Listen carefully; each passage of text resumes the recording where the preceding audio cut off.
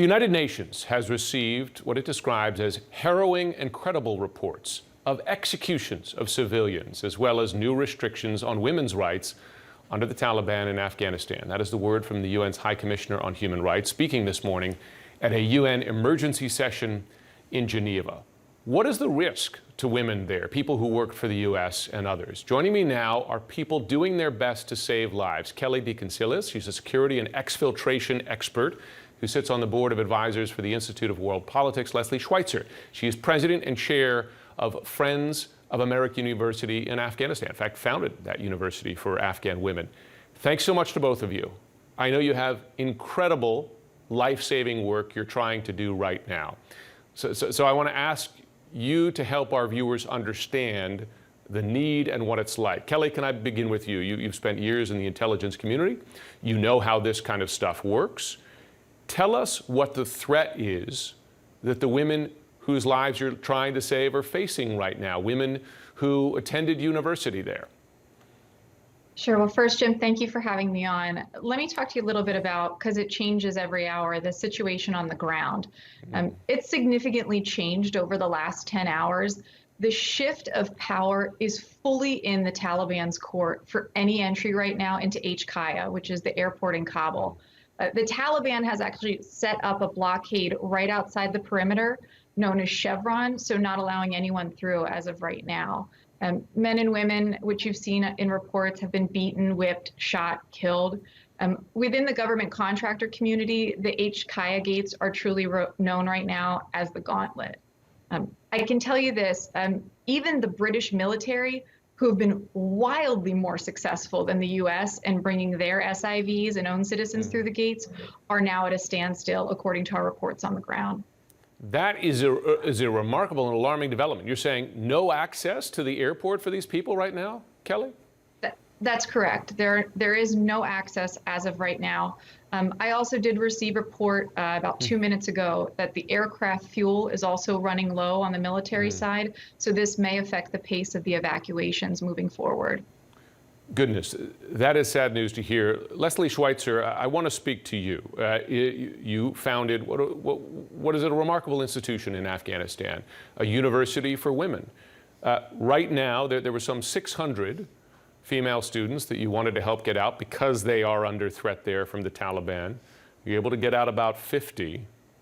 What happens now? What threat do these women face now there? We hear of the Taliban going door to door, marking their doors with red spray paint to identify them as students.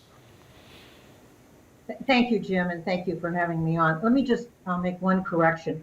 I have been involved with the university for about 15 years, but it was really Mrs. Laura Bush that is responsible initially for founding the university. And it's co-ed. It is the only not-for-profit, private, non-sectarian co-ed university in the history of Afghanistan. And today actually marks the 15th anniversary of a complex terrorist attack that we had on campus that killed 7 students and a total of 15 people. So I don't think we thought at that time that a moment could become darker, but it is today. I spent time yesterday, I'm in Doha, with some of our students that we've been able to evacuate, and it was a fascinating experience to talk to all these girls. One of them said, "I only left Afghanistan with my passport and some Afghan soil." And she said to me, she said, "I miss my family. It was a terribly difficult thing to leave, but I need to continue my education." And then she told me that she wanted to write a book and she wanted to go back and be president of the country. So this is the kind of courage that we're dealing with. These students have had to have courage to have gone to the university from day one. Yep.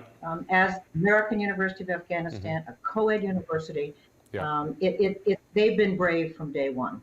No question. A co-ed university and the Taliban taking particular attention to the female students, something they don't believe in. The Taliban, as you know, Kelly, has given U.S. forces until the end of the month to leave the country.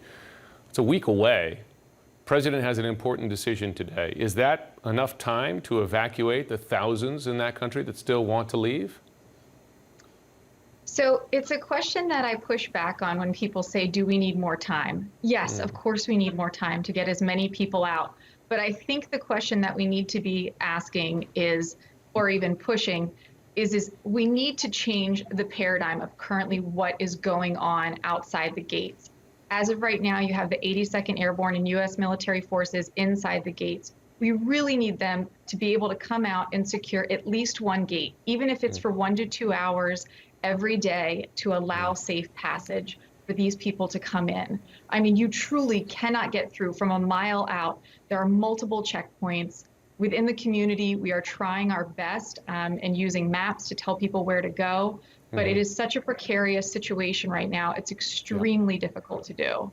I'm hearing from others as well that they can't get even secure convoys to the airport. They've been turned away.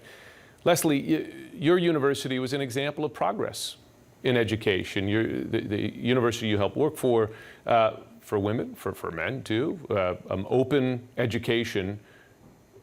Is all that progress now lost with the Taliban taking over? I would like to think not, Jim.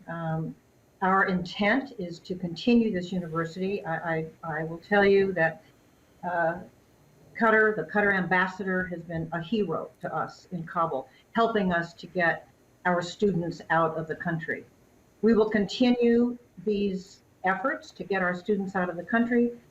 Education City will be the hub of our new university as we develop satellite campuses at the American University in Sulaymaniyah in Kurdistan, the American University of Central Asia, and other locations. This university will not close. We are continuing. And our hub will be Doha. We will be involved with Education City. Our students will be able to continue to attend the American University of Afghanistan, but also to have classes at Georgetown and Northwestern and Cornell and Carnegie Mellon. So we will continue. Kelly, that's of course for the lucky ones who get out, who can get out, but there are many who aren't getting out. And it's alarming when you and I have spoken about how real the risk is to them. To convey to our viewers the urgency of this need, tell us what may await students who are left behind. Sure. So I think something that the narrative that we hear a lot right now in the news is the Taliban going door to door. But I don't know if the public truly appreciates what exactly that means. So the Taliban is using everything from night vision goggles to sniper rifles and armored vehicles supplied by us through the streets of Kabul, looking for those who worked with or supported the view of the West. So as you can imagine, anyone that's worked as an Afghan national security force, like you said earlier in the program, they mark their homes with spray cans to label the occupants who are family members. You know, I've heard horrifying reports of young women, you know, having their headscarves pulled off, their hair set on fire, raped, killed, or they become property of the Taliban. So as you can imagine, Jim, young female students from American University absolutely unequivocally qualify for this most vulnerable status. We need to get them out of this country. Young women as property of the Taliban. Goodness. Listen, Kelly DeConcilius, Leslie Schweitzer, we know you have tremendous work to do here. We hope you get the help that you need. And thank you for coming on this morning. Thank you, Jim. Thank you, Jim.